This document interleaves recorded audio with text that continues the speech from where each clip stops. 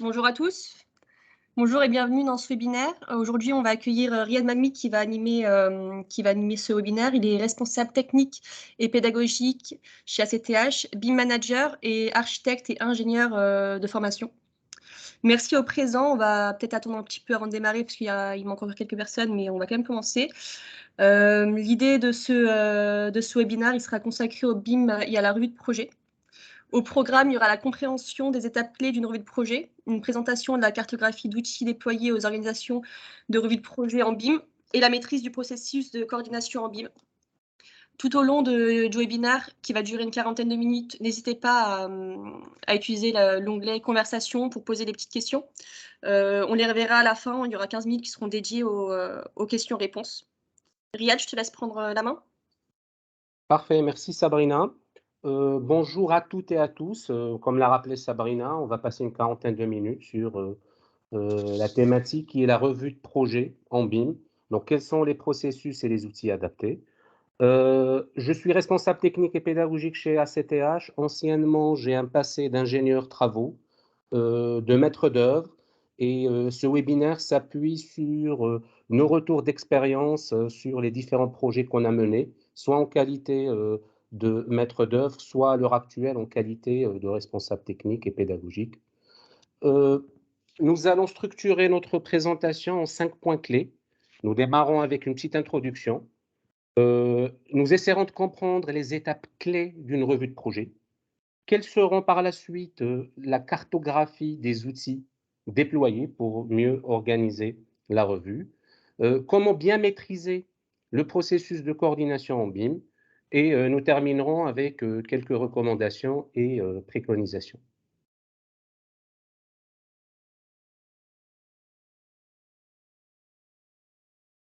Aujourd'hui, comme vous le savez, la transition numérique vers le BIM nous oblige à structurer et à numériser les informations d'un bâtiment ou d'un ouvrage.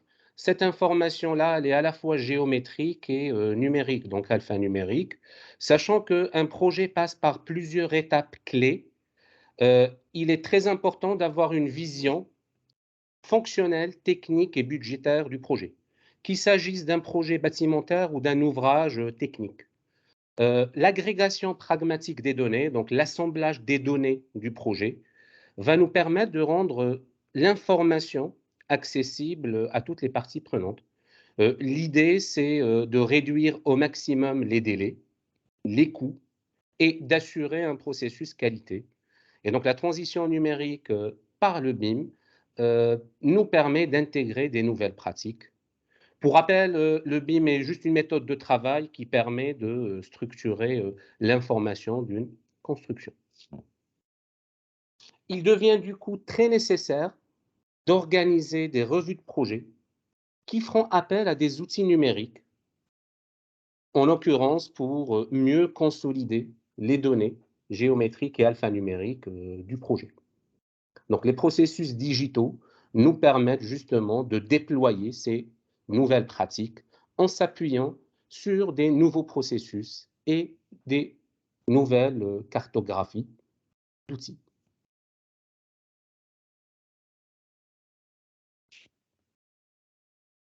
Avant toute chose, nous devons comprendre qu'est-ce qu'une revue de projet. La revue de projet est une simple réunion, j'ai envie de dire, à des étapes ou à des jalons clés pendant les différentes phases du projet. Que ce soit en phase programmation, que ce soit en phase conception, que ce soit en phase travaux, que ce soit en phase réception, que ce soit en phase exploitation et maintenance. Cette réunion de revue de projet va nous permettre d'accélérer le circuit décisionnel de prise de décision. Aujourd'hui, à l'heure où on parle, un projet peut durer plusieurs mois, voire plusieurs années, euh, en partant de la phase de conception jusqu'à la phase de réception. Il devient très important de mettre en place, du coup, ces réunions de revue de projet qui vont nous permettre aussi de valider des choix techniques.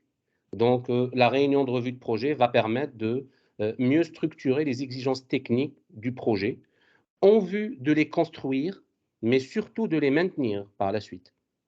Et surtout, ces réunions de revue de projet nous permettent de traiter et de gérer l'aspect contractuel du projet. Concrètement, pourquoi on construit sur le projet, dans quel but, quels sont les freins, quels sont les blocages techniques, financiers, en termes de temps, à des étapes clés. Et l'idée, c'est, pendant ces réunions, de cadrer les différentes exigences. Le principe de la revue de projet en BIM, du coup, consiste uniquement en un changement de support et des processus. Les revues de projet existent depuis pas mal d'années. Donc, dès à partir du moment où la mission de maîtrise d'œuvre a été bien identifiée, les réunions de revue de projet existaient qui permettaient, comme on l'avait vu précédemment, justement de traiter les aspects techniques, fonctionnels, budgétaires et de délai. Le passage en BIM, justement, garde les mêmes objectifs, mais nous impose directement ou indirectement de déployer des nouveaux processus. On va détailler par la suite les étapes clés pour assurer une revue de projet en BIM. Un petit historique et un petit focus sur les revues de projet classiques ou dites revues de projet pré-BIM. Ce qu'on faisait auparavant en qualité de maître d'œuvre, c'est que pour pouvoir valider les informations sur un projet, pour valider un choix technique d'une conception, on s'appuyait principalement sur des plans 2D. Les plans 2D étaient édités. Les revues de projet s'appuyaient sur un assemblage de plans dans lesquels on avait un fond de plan de l'architecte qui permettait d'avoir un fond de plan de synthèse depuis lequel on pouvait élaborer les différents plans, les corps d'état, les différents corps d'état techniques. Les visas se faisaient sur le cartouche, donc sur le plan qui a été édité.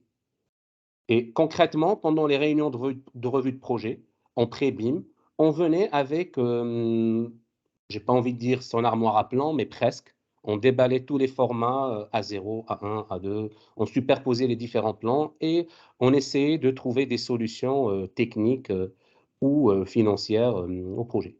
Donc ça, c'était ce qu'on appelait la revue de projet classique en pré-BIM, avant d'avoir intégré les nouveaux processus digitaux par la suite. Sur ce principe d'organisation,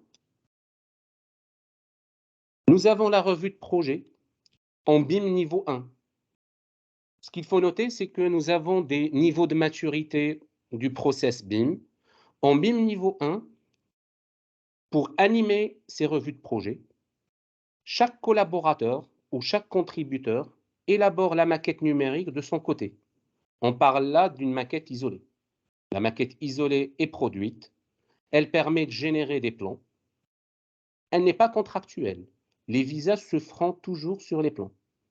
Donc, je prends le cas de plusieurs parties prenantes d'un projet, qu'il s'agisse d'un architecte ou d'un ingénieur structure ou les corps d'état technique d'un ingénieur fluide, d'un thermicien ou d'un plombier. Chacun peut concevoir sa propre maquette numérique et traiter et élaborer un plan. Et les échanges se font entre les différentes parties prenantes.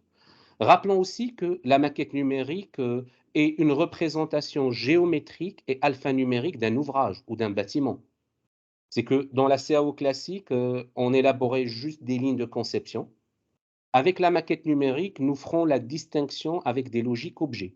Donc chaque objet de la maquette numérique a forcément une représentation géométrique et forcément des données techniques et fonctionnelles qui vont permettre aux parties prenantes d'exploiter et d'agréger les différentes informations en vue toujours, hein, rappelons-le, d'une prise de décision efficace. Encore une fois, aujourd'hui, une revue de projet qui s'appuie sur une maquette numérique permet d'avoir une prise de décision très rapide, très efficace, permet aussi de lever les réserves très rapidement et permet aussi d'avoir une, alors je dirais pas une vision patrimoniale, mais une vision de maintenabilité de l'ouvrage ou du bâtiment. Parce que souvent, quand on construit un bâtiment, on le construit et on se rend compte que pendant sa phase d'exploitation, il y a quelques problèmes techniques, il y a quelques problèmes d'entretien. Il va coûter plus cher par rapport à son coût de construction pendant la phase de maintenance. Donc du coup, l'importance de ces revues de projet en s'appuyant sur la maquette numérique comme donnée d'entrée est quelque chose qui permet justement de traiter les différents aspects fonctionnels et techniques du projet. Nous avons au niveau de maturité les revues de projet en BIM 2. Alors, ce qui change par rapport au BIM 1, c'est qu'on parlait d'une maquette isolée en BIM 1. Ça sous-entend que chaque collaborateur traitait et élaborait sa maquette de son côté. Il n'y avait ni contrat, ni protocole d'échange, ni convention, on va dire, ni guide de bonne pratique entre les différentes parties prenantes. Tandis que si on prend le cas du BIM niveau 2, le contrôle de cohérence des informations se fait sur la maquette assemblée.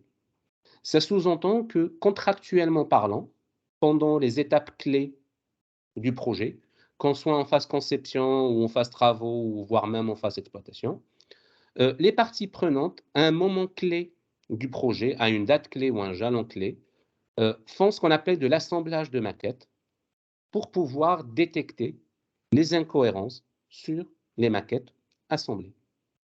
Les plans seront toujours issus de cette maquette numérique. Donc la maquette numérique n'est pas contractuelle dans le sens visa, c'est-à-dire qu'on ne visera jamais en BIM niveau 2 une maquette numérique. On valide les incohérences géométriques sur ces maquettes, donc métier, on extrait les plans adéquats et on part du principe qu'à partir du moment où on a une maquette numérique conforme, on peut espérer avoir des plans conformes et par la suite, du coup, faciliter les missions de vérification et les missions de visa si on est en phase chantier. Un petit focus sur le BIM niveau 3, qui est plus en exploration sur très peu de projets en France, déployés à l'international, où là, pour le coup, la maquette numérique devient contractuelle. C'est-à-dire que lors des revues de projet, on fait un assemblage de maquettes multimétiers et la validation se fait directement sur l'objet. Donc, on valide un objet de la maquette numérique et on ne valide pas la totalité de la maquette numérique. Du coup, là, on parle de visa numérique où les plans seront finalement édités qu'à la demande. Donc, on vise une maquette parce qu'on vise déjà un objet qui compose ma maquette. Donc, en France, par rapport au retour d'expérience qu'on a, c'est quelque chose qui n'est pas encore, je dirais, mature à 100%. L'avenir nous le dira. Mais à l'heure où on parle, on est principalement, si je reviens en arrière, sur de la revue de projet en maquette isolée, c'est-à-dire qu'à aucun moment on fait un assemblage à des étapes clés, mais on fait juste une édition de plan. Ou bien contractuellement, si les revues de projet ont été identifiées, que ce soit dans les cahiers de charges du projet ou que ce soit dans les protocoles d'échange, là on fait un assemblage multimétier et on détecte les différentes incohérences géométriques. Donc, on reviendra par la suite sur les étapes clés de cette revue, justement, parce que là, c'est un petit peu la synthèse. Hein. Donc là, la revue de projet ne se résume pas, pardon, uniquement à un assemblage de maquettes. C'est bien plus que ça, et c'est ce qu'on verra par la suite. Donc, du coup, expliquons maintenant les étapes clés d'une revue de projet. Rappelons que la revue de projet est une réunion. La réunion doit comporter un ordre du jour, donc une thématique. Définir les thématiques des revues de projet est quelque chose d'hyper important dans le processus des revues de projet en BIM. Définir les thématiques, ça sous-entend que ça va nous permettre de prioriser par la suite. Je parlais tout à l'heure de l'assemblage de maquettes. Quand on assemble des maquettes, pendant des réunions de revue de projet, on ne va jamais traiter toutes les thématiques techniques pendant la même réunion. De toute façon, en termes de timing, ce n'est pas possible. Et en termes de faisabilité technique, ça ne l'est pas non plus. Donc, définir les thématiques permet justement de structurer cette démarche. Les thématiques peuvent être diverses. Je peux, par exemple, citer sur nos expériences passées où, par exemple, dans un hôpital, on pouvait, par exemple, se focaliser sur les espaces de circulation uniquement. Et la thématique était de s'assurer qu'il n'y a aucun câble et chemin électrique qui traversait ou qui était apparent sur les espaces de circulation. Prenons le cas d'un exemple de gare, par exemple. Comme thématique, on peut très bien mettre en place l'évacuation des personnes en cas d'incendie, par exemple. Donc, comment je peux faire, je peux évacuer les personnes à l'intérieur de la gare en cas d'incendie. Donc la maquette numérique, justement, permet d'avoir une prise de décision très rapide par la suite. Je peux me focaliser, par exemple, sur des thématiques où je traite principalement les espaces de circulation verticale, par exemple. Je peux, par exemple, me focaliser sur mes systèmes d'extraction d'air. Où je dis, bah, je vérifie, est-ce que les diamètres sont cohérents, est-ce que les départs et les arrivées sont cohérentes, et est-ce que j'ai pas une interférence géométrique avec des éléments porteurs structurels. Et derrière, en fonction de ces différentes thématiques, on met en place des priorités. Rappelons que la revue de projet peut être mise en place dès les phases programmation et dès les phases conception. Revue de projet ne signifie pas synthèse, ne signifie pas mission de visa. C'est juste une réunion qui permet de traiter des aspects techniques et contractuels du projet. Donc, le fait de prioriser permet de traiter, on va dire, principalement les thématiques clés. Je prends le cas, par exemple, d'un équipement technique où, dès les phases conception, lors d'une réunion de revue de projet, on peut se focaliser sur la maintenabilité de l'équipement. Donc, concrètement, je positionne un équipement technique, qu'il s'agisse d'un coffret électrique ou qu'il s'agisse d'une centrale de traitement d'air, par exemple. Concrètement, en phase réception, en phase exploitation, comment le mainteneur va pouvoir y accéder? Comment le mainteneur va pouvoir réviser cet équipement? Et ça, c'est des thématiques qu'on peut mettre en place le plus en amont possible. Viendra ensuite la partie process qualité. On part du principe que la revue de projet en BIM nécessite d'avoir comme socle la maquette numérique. Ces maquettes numériques sont multimétiers. Nous ferons un petit focus sur la modélisation tout à l'heure. Avant de préparer l'assemblage de ces maquettes, il faut faire un audit, il faut contrôler un certain point clé sur lesquels on y reviendra tout à l'heure, avant de préparer l'agrégation, donc l'assemblage des maquettes. En fonction des thématiques qui ont été mises en place, nous allons pouvoir détecter les incohérences. Détecter les incohérences, pas nécessairement géométriques, ça peut être des incohérences fonctionnelles. Je donne un exemple, je dois vérifier est-ce que toutes les portes ont 2 ou 3 ou 4 unités de passage, par exemple. Je peux me focaliser sur les accessibilités PMR, par exemple. Est-ce que la réglementation a été respectée ou pas? Donc, trouver à l'issue de la détection des solutions. Donc, pendant les réunions de revue de projet, l'idée, c'est pas juste d'animer la réunion, l'idée à la fin, c'est de solutionner, de sortir avec une conclusion, de voir comment on peut traiter la problématique, qu'elle soit technique, fonctionnelle ou voire même des fois budgétaire. Les revues de projet permettent aussi de changer les choix de conception. On est parti sur une enveloppe en mur vitré, par exemple. Pour plusieurs raisons financières, on décide de revoir la manière de concevoir son enveloppe extérieure, par exemple. Donc, une fois que la solution est proposée, on doit pouvoir l'intégrer. Donc, l'intégrer, l'affecter. L'affecter, du coup, à l'entité responsable et suivre les modifications. Alors, bien évidemment, en phase conception et en fonction des phases, si je prends les phases d'APS et d'APD, on ne met pas en place des revues de projet chaque semaine. Ça peut être un processus un peu fastidieux. Je dis bien généralement, hein, encore une fois, et ça, c'est, on s'appuie sur nos différents retours d'expérience. En phase APS, APD, on met en place des revues de projet mensuelles, par exemple. En phase pro DCE, on commence à réfléchir en fonction de la complexité des projets, de se dire, bah, est-ce qu'on garde le mensuel ou est-ce qu'on passe en bimensuel? En phase exécution, sur la fréquence de ces revues de projet, généralement, je dis généralement, c'est chaque semaine. Suivant les projets complexes, des fois c'est chaque 2 jours, chaque 3 jours. Donc tout dépend, encore une fois, le contexte et tout dépend la complexité de l'ouvrage et ou du bâtiment.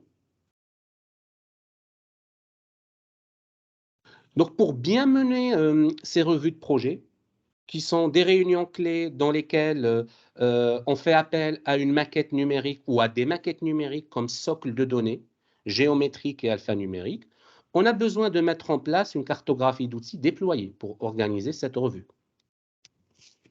La cartographie d'outils obéit à des usages bien définis.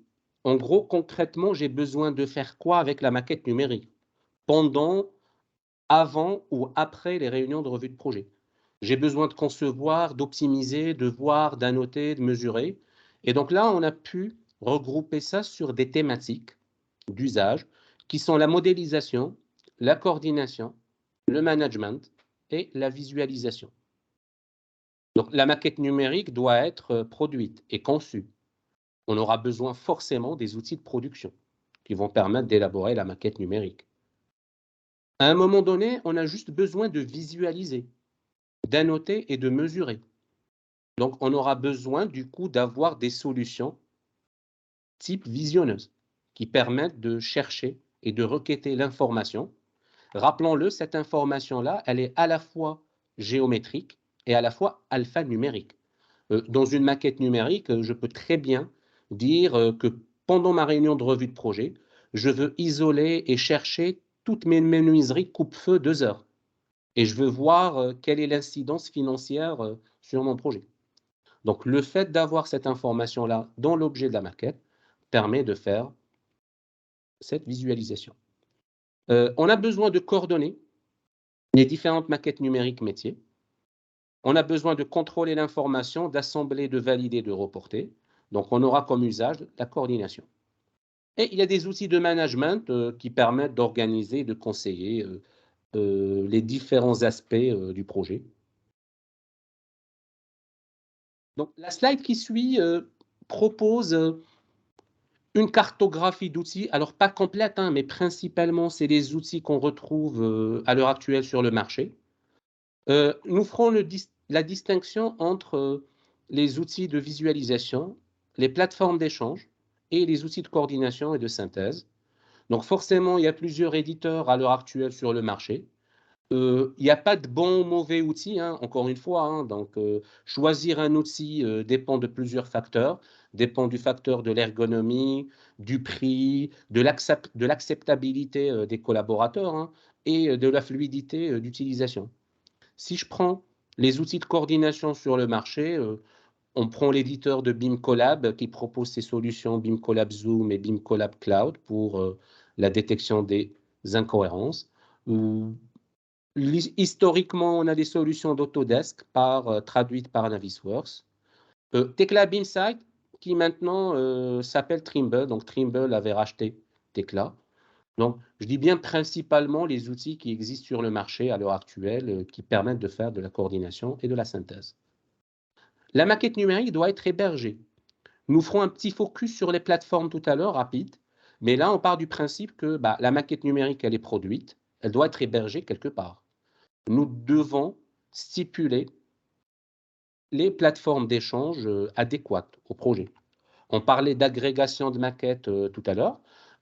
L'idée, ce n'est pas d'aller chercher sur sa boîte mail la pièce jointe qui correspond à la maquette de tel lot ou de tel acteur, ou bien aller chercher dans des espaces de stockage hétérogènes l'information. On va passer plus de temps à chercher que d'assembler, d'auditer et de solutionner.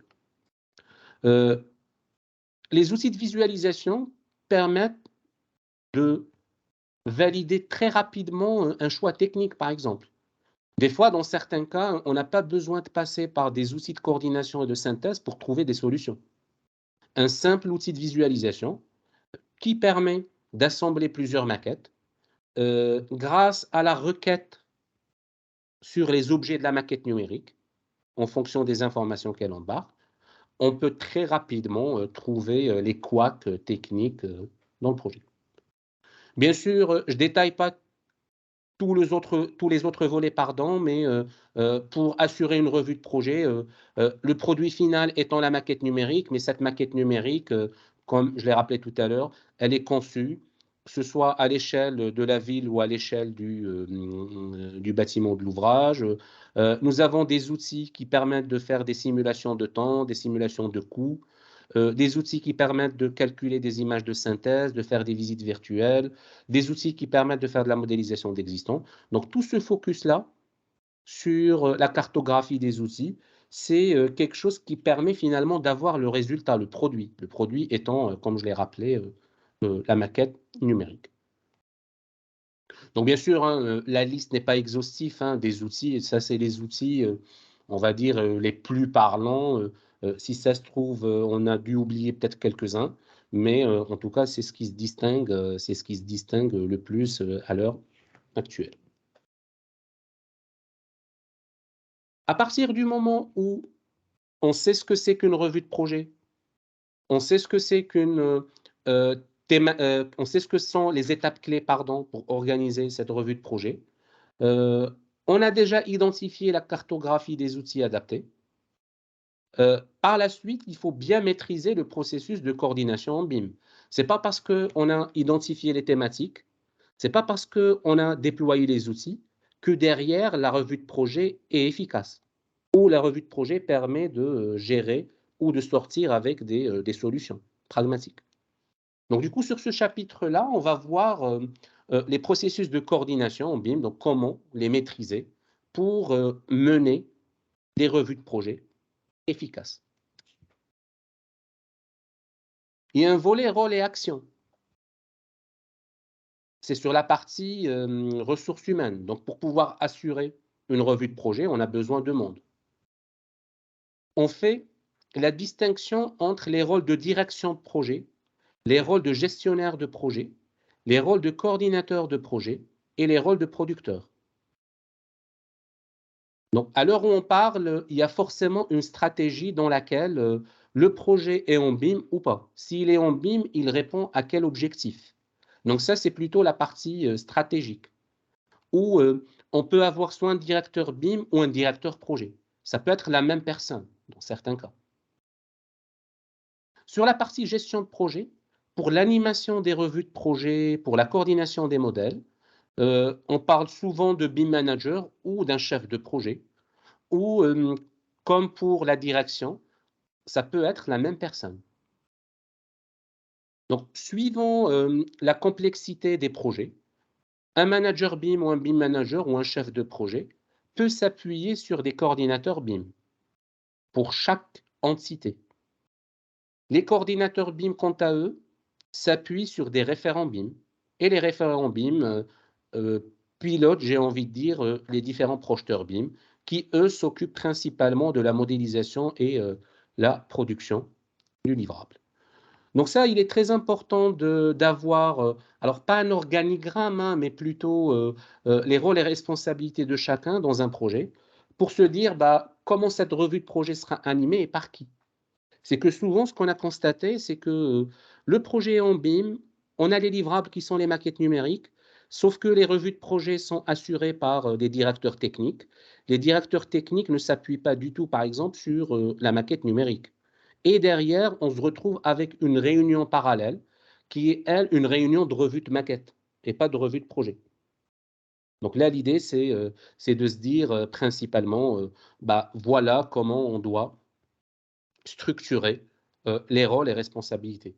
Donc pour moi, il n'y a pas de revue BIM ou il n'y a pas de revue de maquette, il y a une revue de projet dans laquelle on met en place une maquette comme socle de prise de décision.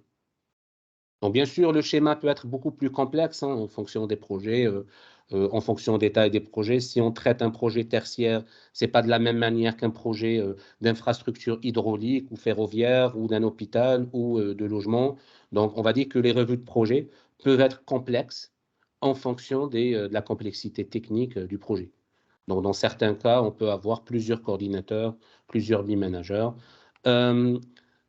Ce schéma-là s'adresse à la fois à la maîtrise d'œuvre, aux titulaires travaux, mais aussi à la maîtrise d'ouvrage, parce que la maîtrise d'ouvrage aussi peut avoir son propre BIM manager, ses propres BIM coordinateurs, justement pour participer aux réunions de revue de projet. Donc pour pouvoir modéliser ces maquettes, là on fait juste un petit focus sur la modélisation. Donc si je synthétise, nous avons défini la revue de projet, nous avons compris le déploiement des outils adaptés, les étapes clés de cette revue en définissant les thématiques, les rôles et responsabilités de chacun, mais il faut principalement identifier qu'est-ce qu'on modélise concrètement. Parce qu'on va se retrouver avec une agrégation de plusieurs maquettes. Et donc, le périmètre de modélisation est très important. Est-ce qu'on aura une maquette d'un bâtiment ou est-ce qu'on aura une maquette de bâtiment qui est décomposée en plusieurs sous-maquettes avec les corps d'état architecturaux, les corps d'état techniques, les grosses heures, où on aura peut-être une maquette de l'espace vert, une maquette VRD, une maquette des installations de chantier. Donc ça, c'est quelque chose qui doit être identifié le plus en amont possible dans un projet. La partie niveau d'information et niveau géométrique, vulgairement appelé LOD et LOI. Donc, OK, on identifie quel type de maquette on va concevoir, qui vont nous permettre de piloter l'assemblage et les réunions de revue de projet, mais on va mettre quoi comme niveau géométrique et on va mettre quoi comme information sur les objets. Donc, à partir du moment où on sait qu'est-ce qu'on modélise, où on a identifié le périmètre de modélisation, on peut identifier précisément les livrables de modélisation. Et donc, les cas d'usage identifiés peuvent être les maquettes numériques, accompagnées des plans extraits. On peut extraire des images de synthèse, des visites virtuelles et des tableurs de données significatifs.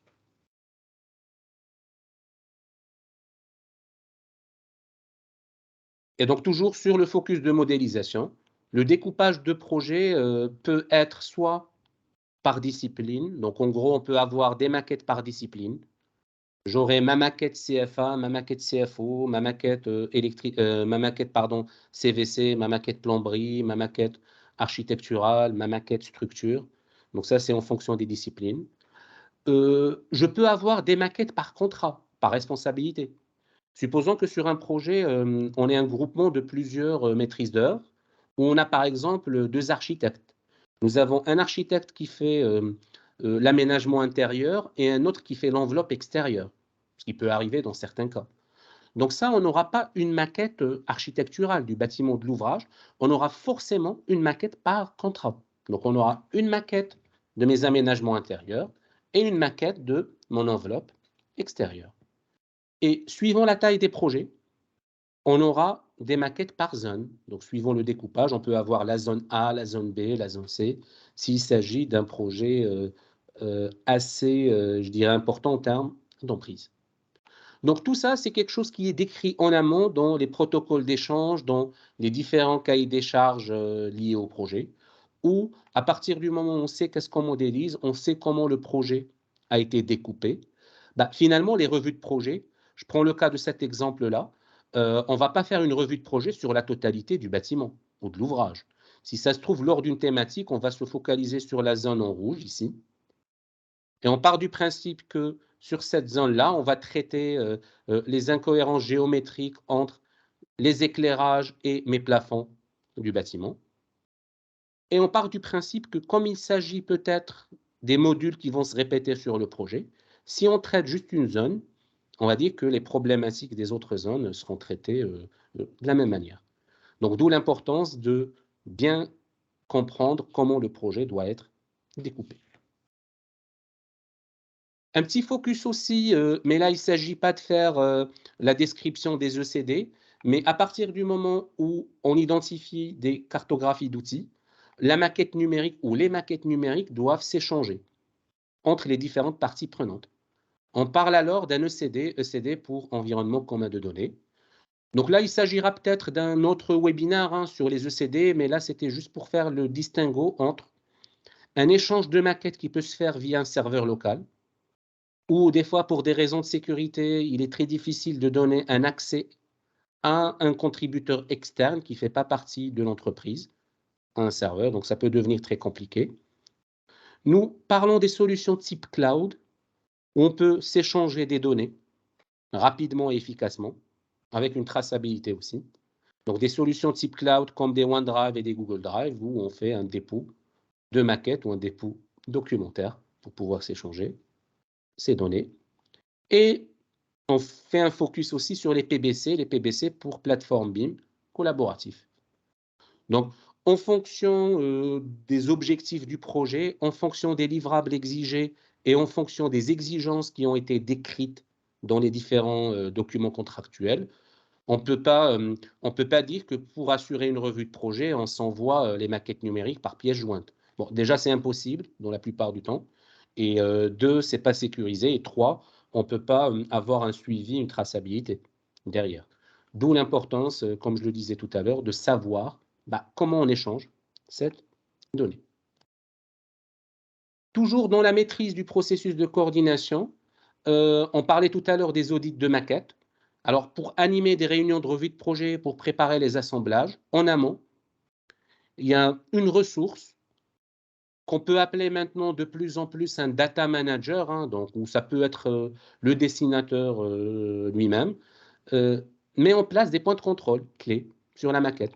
Ça rentre dans le processus qualité, hein, donc de la démarche de la revue de projet en BIM, où pour chaque maquette métier, ou chaque maquette par contrat, ou chaque maquette par zone, on peut par exemple vérifier la dénomination des zones, la dénomination des objets, la structure des objets, est-ce qu'il y a un système de classification des objets. Donc ça permet d'avoir une vérification en amont avant de préparer les différentes revues de projet.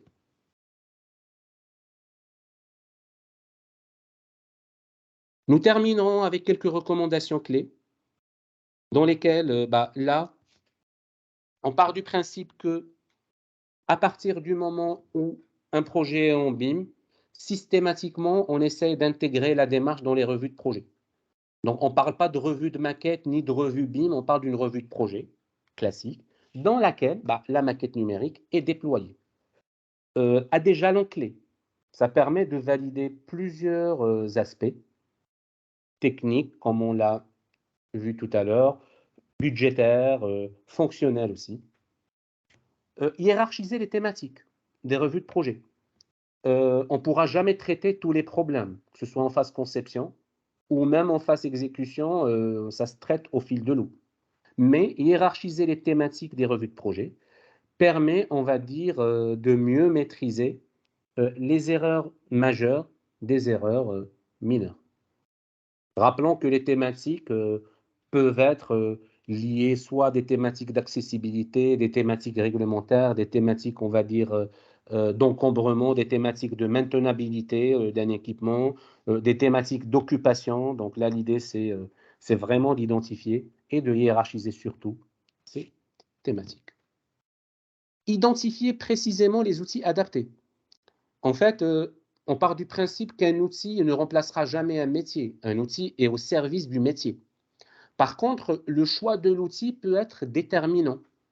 Si on déploie un outil qui est trop complexe à utiliser, la revue de projet peut être très vite, je dirais pas bâclée, mais on va dire l'outil peut être perçu comme un frein. Nous ferons aussi la distinction entre les outils de production, des outils de coordination et des outils de visualisation. Donc souvent, aujourd'hui, dans certaines réunions de revue de projet, et ça par rapport à un retour d'expérience, ce qu'on constatait, on constatait que l'agrégation des maquettes se faisait sur un outil de production. Et des fois, on a 1 heure pour animer une réunion. C'était le temps pour que les maquettes s'assemblent sur l'outil de production. Du coup, il restait 10 minutes pour trouver des solutions. Donc du coup, il faut faire la distinction entre un outil qui permet de modéliser la maquette numérique, qui permet juste de la visualiser et qui permet de coordonner avec les différentes maquettes numériques. Et organiser les ressources, il y a le volet RH, de façon à piloter les revues de projet dans un contexte numérique. Donc, je parlais tout à l'heure du fait que le projet est en BIM, mais pendant les réunions de revue de projet, on continue tout de même à avoir des plans tirés, les déballer pendant la salle de réunion, essayer de déchiffrer, je dirais, les dessins assemblés. Alors, je ne dis pas qu'il ne faut pas le faire, hein, donc un plan reste une pièce graphique contractuelle, parce que de toute façon, les visas se feront sur les plans. Mais en tout cas, quand on parle d'une démarche BIM, l'idée, c'est que pendant ces réunions de revue de projet, les ressources, donc que ce soit les directeurs du projet, les chefs de projet, les coordinateurs, donc peu importe leur rôle ou leur fonction, doivent assurer ces revues de projet dans un contexte numérique. Donc, merci à toutes et à tous d'avoir suivi le webinaire. Donc, je laisse la parole à Sabrina. Merci Riyad. Oups, là, il y a un petit écho. Alors, il n'y a pas trop de questions dans le chat. Je vous invite à en poser quelques-unes si vous en avez encore en tête. Juste pour présenter ACTH rapidement, pour ceux qui ne connaissent pas, on a un centre de formation qui a été créé en 90 par un architecte, initialement formé sur les outils et les pratiques de CAO-DAO. Quand le BIM est arrivé, on a très rapidement formé les acteurs de la construction, pareil, au BIM et aux outils et aux pratiques. Aujourd'hui, on forme, on accompagne tous les acteurs du bâtiment, donc MOE, MOA, sur les pratiques et donc à l'intégration du BIM et sur toutes les typologies de projets et sur toutes les phases. Alors, est-ce qu'on a quelques petites questions ou pas dans le chat? Non, on n'en a pas. Bon, bah, écoutez, à ce moment-là, je propose de finir le webinaire. Je remercie toutes les personnes qui étaient présentes. Je remercie également Riyad pour ta présentation, pour ton animation. Je vous invite à suivre nos actus, on en proposera d'autres. Riyad, tu as quelque chose à rajouter? Non, merci à toi Sabrina d'avoir organisé ce webinaire. Donc, l'idée, c'était vraiment de partager nos pratiques, hein, nos retours d'expérience. Hein. Donc, on ne détient pas le savoir absolu. Néanmoins, on essaye d'apporter quelques préconisations pour mieux affiner ces méthodes de travail. Donc, on part du principe que intégrer une démarche BIM dans ces revues de projet permet d'assurer efficacement, on va dire, et de traiter efficacement les problématiques techniques, fonctionnelles et budgétaires du projet. Donc, je remercie les participantes et les participants d'avoir suivi notre webinaire. Et comme l'a rappelé Alors oui, Sabrina, Clément posait une question, il demandait si on allait donner les supports de présentation. Oui, le replay sera disponible, on va vous le faire parvenir et on vous fournira aussi le support en PDF. parfait. Donc, merci Sabrina et à une prochaine fois. Merci à toi, merci à tous. Très bonne journée.